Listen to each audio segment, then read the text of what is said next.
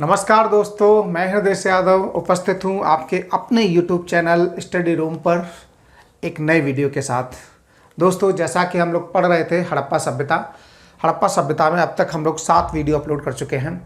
क्योंकि हड़प्पा सभ्यता एक बड़ा चैप्टर है तो मैं उसके प्रत्येक टॉपिक पे अलग अलग वीडियो बना रहा हूँ, जिससे आप हड़प्पा सभ्यता को बहुत अच्छे से समझ पाएँ। सारे वीडियो को आप सीक्वेंस से देखेंगे तो हड़प्पा सभ्यता आपको बहुत अच्छे से समझ में आ जाएगी। इससे पहले मैं 7 वीडियो अपलोड कर चुका हूँ, उसका लिंक मैंने इस वीडियो के डिस्क्रिप्शन में दे दूँगा। आज का जो टॉपिक है हड़प्पा सभ्यता का धर्म को समझना है तो आप पहले के वीडियो को देख लें। हड़प्पा सभ्यता का विस्तार, हड़प्पा सभ्यता की उत्पत्ति, इन हड़प्पा सभ्यता का समाज, इन वीडियो को देखने के बाद अगर इस वीडियो को देखेंगे एक सीक्वेंस में तो आपको हड़प्पा सभ्यता निसंदेह बहुत अच्छे से समझ में आएगी। आगे बढ़ने से पहले दोस्तों, आप लोगों से एक निवेदन है कि जो भी मित्र इस वीडियो को देखते हैं वो कृपया वीडियो को सब्सक्राइब ज़रूर कर लें और उन सारे मित्रों तक वीडियो पहुंचा दें, उन सारे दोस्तों तक वीडियो ज़रूर पहुंचा दें जिनको वास्तव में इसकी ज़रूरत है, जो कंपटीशन की तैयारी कर रहे हैं। क्योंकि मेरे सारे वीडियो फ्री रहेंगे, है ना। और जो लोग वास्तव में आगे बढ़ना चाहते हैं, तैयारी करना चाहते हैं, है ना, उनके पास संसाधनों का अभाव है, तो मेरा पूरा सहयोग उन लोगों के लिए है और मैं सारे वीडियोज़ आपको फ्री और पूरा सिलेबस आपको कवर कराऊंगा। तो इसलिए ये ज़्यादा से ज़्यादा शेयर करें और हर उस ज़रूरतमंद के पास ये मेरा वीडियो पहुँचे, तो आपका ये मेरे प्रति एक सहयोग होगा। तो इसको ज़रूर करें और वीडियो आपको जैसा भी लगता है लाइक अच्छा लगे तो लाइक कर दीजिए, कमेंट ज़रूर कर दीजिएगा, सब्सक्राइब कर लीजिए, बेल आइकन दबा लीजिए, जिससे आपको मेरे आने वाली वीडियो की नोटिफिकेशन मिलती रहेगी। ठीक दोस्तों, एक और बात ये कि हम लोग जीएस में बाकी विषयों पर भी वीडियो डालना स्टार्ट कर रहे हैं। उसमें आपका ज्योग्राफी हुआ, राज्य व्यवस्था हुआ, सामान्य विज्ञान हुआ, जो लोग जीएस की तैयारी कर रहे हैं, यूपी पीसीएस या अन्य परीक्षाओं के, चाहे वो यूपी ट्रिपल एससी हो या बाकी परीक्षाओं के, तो ये सारे कंपटीटरों के लिए चैनल बहुत ही महत्वपूर्ण है। आप इस चैनल से जुड़े रहें और आगे की तैयारी में और आपके सफलता में, आपके सहयोग में हम लोग हमेशा आपका सहयोग करते रहेंगे। तो शुरुआत करते हैं हड़प्पा सभ्यता का धर्म। किसी भी धर्म के 2 पक्ष होते हैं, एक क्रियात्मक और एक सैद्धांतिक। क्रियात्मक पक्ष में हम उसके कर्मकांडों को, उसके अनुष्ठानों को और विश्वास को रखते हैं, है ना। जो भी धर्म के कर्मकांड हैं, जो भी धर्म के अनुष्ठान हैं, जो भी धर्म का विश्वास है, उसको हम क्रियात्मक पक्ष में रखते हैं क्योंकि ये दिखता है। जैसे आप किसी भी धर्म के हैं और आप अपने इष्ट की पूजा करते हैं, तो जो भी कर्मकांड करते हैं, पूजा अर्चना में फल चढ़ाना, फूल चढ़ाना, है ना, बाकी और भी धार्मिक अनुष्ठान करते हैं, है ना, अपने इष्ट को समर्पित करने के लिए। तो ये सारे जो पक्ष हैं वो कर्मकांडी पक्ष में आते हैं, ठीक है। दूसरा इसका पक्ष होता है सैद्धांतिक पक्ष। सैद्धांतिक पक्ष में हम उस धर्म के दार्शनिक सिद्धांत को रखते हैं, दार्शनिक मान्यताओं को रखते हैं। जैसे आप बौद्ध धर्म या जैन धर्म या ब्राह्मणवादी धर्म या ईसाई धर्म या जो भी आपका मान लो इस्लामिक धर्म है, तो हर धर्म का एक अपना बुक होता है, एक पुस्तक होता है जिसमें धर्म के सारे नैतिक नियम, सिद्धांत उल्लिखित होते हैं, है ना, जो उस धर्म का एक दार्शनिक पक्ष को उजागर करते हैं कि धर्म की क्या आत्मा है। तो वो हमारा सैद्धांतिक पक्ष होता है। लेकिन उस पक्ष के बारे में हम तभी जान सकते हैं जब आपके पास लिखित सामग्री हो और जिसे आप पढ़ सकें। हड़प्पा सभ्यता में यहाँ पर इस पक्ष के साथ प्रॉब्लम ये है कि हमको हड़प्पा सभ्यता से लिखित सामग्री तो मिली है, लेकिन उसको पढ़ा नहीं जा सका है। इसलिए हड़प्पा सभ्यता के धर्म का हम सैद्धांतिक पक्ष समझने में असमर्थ हैं, यानी उसके सैद्धांतिक पक्ष को हम अच्छे से नहीं जान सकते, क्योंकि हड़प्पा सभ्यता की लिपि को अभी तक पढ़ा नहीं जा सका है।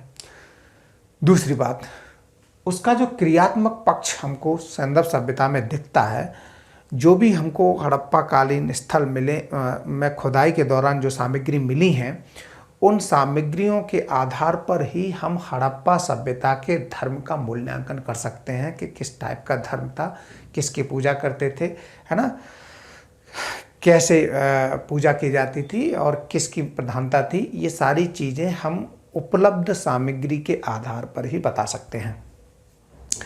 जैसा कि मैंने आपको बताया था कि हड़प्पा सभ्यता का समाज मातृ प्रधान समाज था, है ना, क्योंकि हड़प्पा सभ्यता से मातृ देवी की मानव मूर्तियों में स्त्रियों की मूर्तियां ज़्यादा मिली हैं।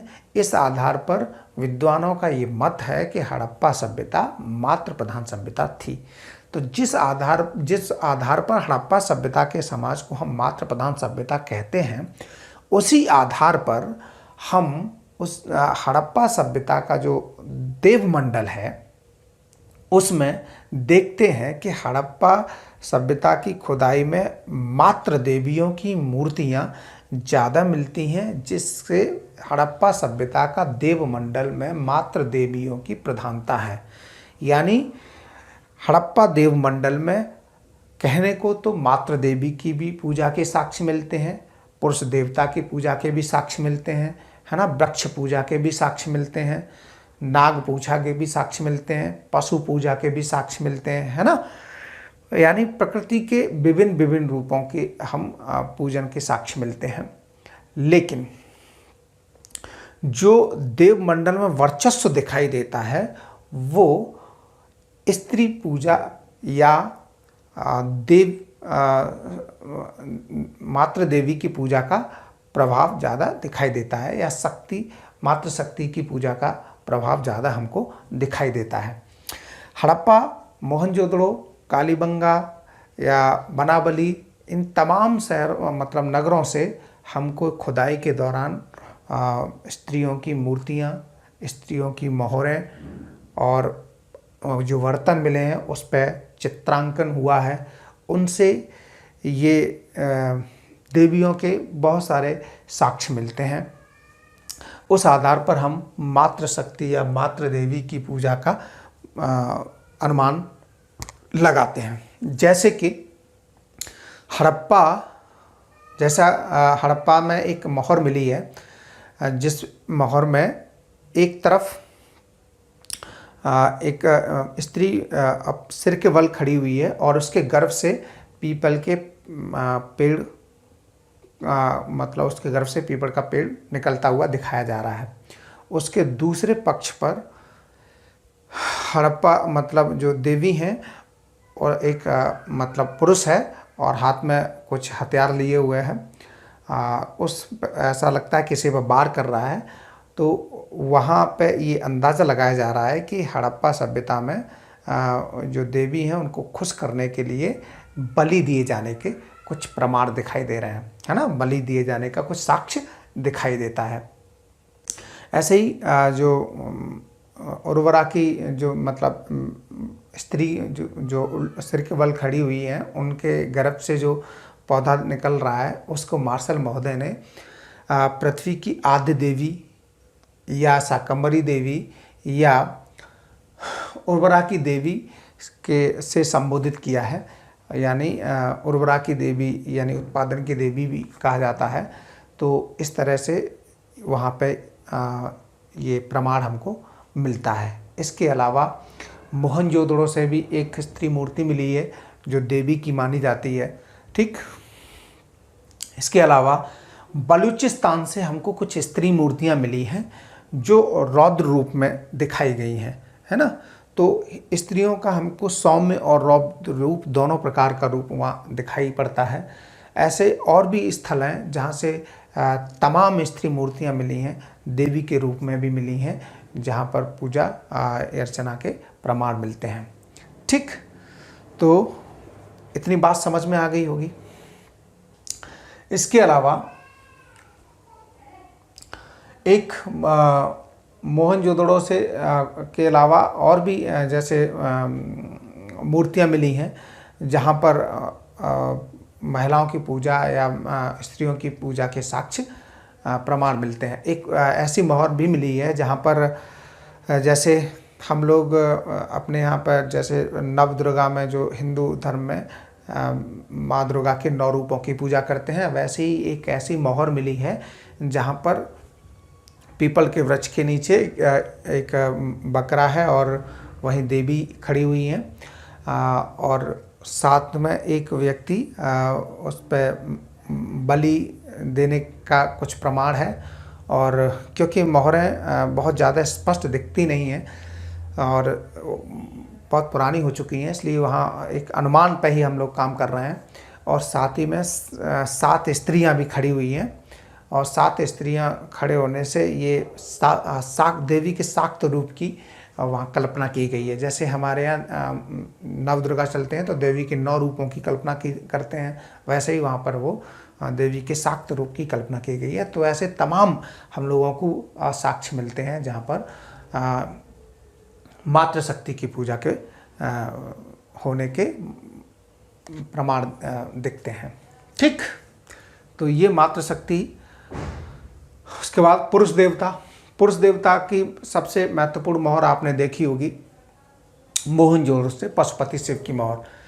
इस मोहर को आप देखेंगे तो एक व्यक्ति योगी की मुद्रा में बैठे हुए हैं और उसके जो हाथ हैं वो घुटनों पे रखे हुए हैं और त्रिमुखी मूर्ति है और सर पर सींग है ना। और इनके दोनों मतलब चारों तरफ कहें तो पशु जो जंगली जानवर हैं वो छपे हुए हैं, है ना। दाहिनी तरफ आपका चीता है, हाथी है, बाईं तरफ आपका भैंसा है, गैंडा है और उसके नीचे 2 हिरण उछलते हुए दिखाए गए हैं ना। तो इसकी जो तुलना की गई है वो पशुपति शिव से की गई है ना। हालांकि इसमें वृषभ का चित्रांकन नहीं है, जैसे कि हमारे आगे के जब हिंदू धर्म में ये परंपरा है कि भगवान शिव का जो वाहन है वो नंदी यानी बैल है, तो हालांकि उसकी तुलना की जाती है, फिर भी वहाँ कुछ चीज़ें सिमिलर ज़रूर दिखाई देते हैं। तो इसे पशुपति शिव की मोहर माना जाता है। चित्र में दर्शाया गया, आप देखेंगे तो समझ में आएगा। ठीक, दूसरी बात, इस मोहर को आप अच्छे से देखिएगा तो यहाँ पे कुछ बड़े डीप सवाल भी बनते हैं कि हड़प्पा सभ्यता से जो पशुपति की मोहर मिली है उस मोहर पर कितने प्रकार के पशु हैं या कितने प्रकार के जानवर हैं, है ना। तो 5 प्रकार के जानवर हैं, है ना, जिसमें आपका गैंडा है, भैंसा है, चीता है और हाथी है और हिरण है। लेकिन पशुओं की कुल संख्या 6 है। मैंने आपको यहाँ दर्शाया गया, एक लेख भी वहाँ पे उस पर उकेरा गया है। तो 7 अक्षरों का एक लेख है, 5 प्रकार के पशु, 5 प्रकार के हैं, 6 पशु, दाईं तरफ चीता और हाथी। ये भी सवाल पूछा गया है कि दाईं तरफ कौन से हैं, बाईं तरफ कौन से पशु हैं और दाईं तरफ कौन से पशु हैं। तो दाईं तरफ चीता और हाथी और बाईं तरफ भैंसा और गैंडा और नीचे 2 हिरण। ठीक, ये बड़े अच्छे से याद कर लीजिए कौन कौन से जानवर इस पे हैं, क्योंकि मिलान के लिए आ जाता है पशुपति शिव की मोहर पर कौन सा जानवर नहीं है, है ना। तो एकदम दिमाग में सेट कर लीजिए, वृषभ नहीं है और भी जो आए ऑप्शन में तो उसको अच्छे से आप देख लीजिएगा। तो पशुपति शिव की मोहर के आधार पर वह पशुपति भगवान शिव के रौद्र रूप की उपासना का प्राचीनतम ये प्रमाण मिलता है। एक सवाल कभी कभी आता है कि किस देवता की पूजा का सबसे प्राचीनतम, मतलब सबसे पहले किस देवता की पूजा के साक्ष्य मिलते हैं, भगवान शिव, विष्णु या और भी गणेश जी या ब्रह्मा जी। इसमें तो भगवान शिव के रौद्र रूप के सबसे प्राचीन प्रमाण हमको मिलते हैं। कहाँ से? हड़प्पा सभ्यता से। ठीक, कुछ इतिहासकार मानते हैं, कुछ पुरातत्वविद कि यहाँ से यहाँ से आपका लिंग और योनि की पूजा के भी साक्ष्य मिलते हैं। जैसे हमारे भगवान शिव की शिवलिंग की पूजा के मतलब पूजा की जाती है, वैसे साक्ष्य वहाँ पर भी जोड़ने की कोशिश की गई है। हालांकि कुछ पुरातत्वविद या कुछ विद्वान इसकी मतलब इसको तथ्य को नकारते हैं। तो इतना आप लोग जानते रहिएगा। ऐसे ही मोहनजोदड़ो से एक योगी की मोहर मिली है ना। उसमें वो एक तरफ साल या कोई चादर पड़ा हुआ है और उनकी दाढ़ी भी दर्शाई गई है, माथे पे एक मुकुट टाइप का है और ध्यान मुद्रा में ये मूर्ति मिली है। मतलब तो इन सब का जो समीकरण स्थापित किया जाता है वो पुरुष देवताओं के पूजा से साक्ष्यों के आधार पर पुरुष देवता की पूजा के प्रमाण प्रस्तुत किए जाते हैं। ठीक, इसके अलावा मोहनजोदड़ो से ही प्राप्त एक सींग वाले देवता का अंकन है। कालीबंगा कोटदीजी से प्राप्त मृदभांडों पर सींग वाले देवता का भी अंकन है। और दूसरा, मोहनजोदड़ो से एक ऐसा मोहर मिली है जिस पर दो पंक्तियों के बीच में एक देवता है और आसपास उनके कुछ लोग खड़े हुए हैं, कुछ मनुष्य मतलब कुछ व्यक्तियों को खड़ा हुआ दर्शाया गया है जिससे उनकी उपासना कर रहे हैं। तो ये हो सकता है कि वृक्ष देवता रहे हों, उनकी पूजा का ये साक्ष्य है। तो ये सारी चीज़ें हैं, वो आपको वृक्ष पूजा में हम बताएंगे। ऐसे ही वृक्ष पूजा, पीपल के पेड़ को ज़्यादा पवित्र माना जाता था। पीपल के पेड़ को की पूजा के बहुत प्रमाण मिलते हैं। पीपल के पूजा में मार्शल के अनुसार एक सिंगी पशु पीपल देवता का वाहन था। मतलब जो एक सिंग वाला बैल था वो पीपल देवता का वाहन माना जाता था।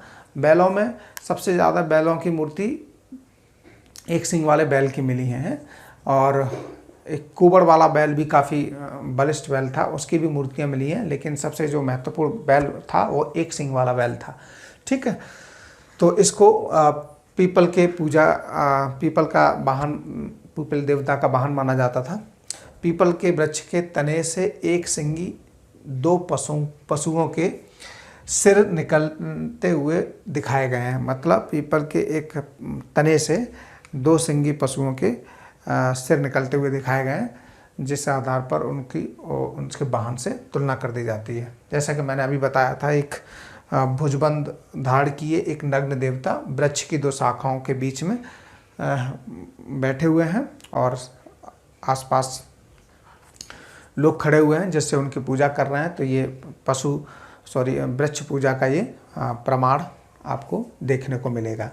तो ये इस तरह की मूर्तियाँ, मोहरें हमें पूरे सैंधव सभ्यता में कहीं कहीं मिलती हैं। दूसरा, पशु पूजा। मोहनजोदड़ो में पशु पूजा के भी साक्ष्य मिलते हैं। ठीक, ताम्रपट्ट पर संयुक्त पशु आकृति अंकित है। एक ऐसी मतलब ताम्रपट्ट मिला है जिस पर एक संयुक्त पशु है। मतलब दो पशुओं का एक मिश्रण से एक आकृति बनाई गई है जिसमें पूरा शरीर और सूंड हाथी की है और जो सिर है वो सींग वाले बैल का है। तो ये संयुक्त मूर्ति है। और नाग पूजा के भी साक्ष्य मिलते हैं। नाग पूजा में मोहनजोदड़ो से प्राप्त एक मोहर पर एक देवता के दोनों ओर एक एक नाग दिखाए गए हैं। कालीबंगा से लिंग और योनि की प्राप्ति भी मिलती है, तो मैं आपको पहले ही बताया था। तो नाग पूजा के भी साक्ष्य हैं। पक्षी पूजा के भी, पक्षियों में सबसे जो महत्वपूर्ण पक्षी था वो पाकता यानी बाज को माना जाता था। ये पवित्र पक्षी था उनका। मोर के भी काफ़ी महत्व था। ठीक है, स्वास्तिक के भी हमको वहाँ से कुछ चिन्ह मिले हैं जिससे आधुनिक हिंदू धर्म से जोड़ने का प्रयास किया जाता है। तो ये हमारा हड़प्पा सभ्यता या सैंधव सभ्यता का धर्म है, जो उम्मीद करता हूँ आपको अच्छे से समझ में आया होगा। और इसी के साथ ही मिलते हैं एक नए वीडियो में और नए टॉपिक के साथ। धन्यवाद।